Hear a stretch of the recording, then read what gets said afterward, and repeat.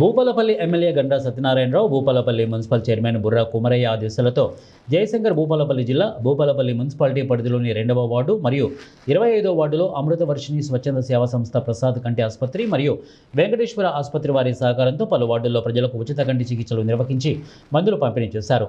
ఈ సందర్భంగా 25వ ward councillor భర్త శ్రీనివాస్ మాట్లాడుతూ, ఎన్నికల్లో గెలిచిన తర్వాత ప్రజల సమస్యల పరిష్కారంలో ముందుంటున్నామని, నేడు ఉచిత కంటి పరీక్షలు నిర్వహించి మందులు పంపిణీ చేశారు.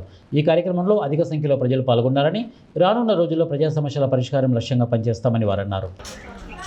ఉన్నటువంటి రామాలయం మండపంలో శ్రీ వెంకటేశ్వర పిల్లల మరియు కంటి హాస్పిటల్ వారి ఆధ్వర్యంలో మన కాలనీలో ఉచిత కంటి శిబిరం పెట్టడం జరిగింది. కాలనీలో ఉన్నటువంటి ప్రజలు అధిక సంఖ్యలో పాల్గొని ఈ కంటి పరీక్షలు చేయించుకోవడం జరుగుతుంది. మనము ఎలక్షన్లో గెలిచిన కాడ నుంచి ఇప్పటి వరకు లైన్లో సేవా కార్యక్రమాలు చేయడం జరుగుతున్నది. ఇలాంటి ఇంకా ముందు కూడా చాలా చేయడం జరుగుతుంది.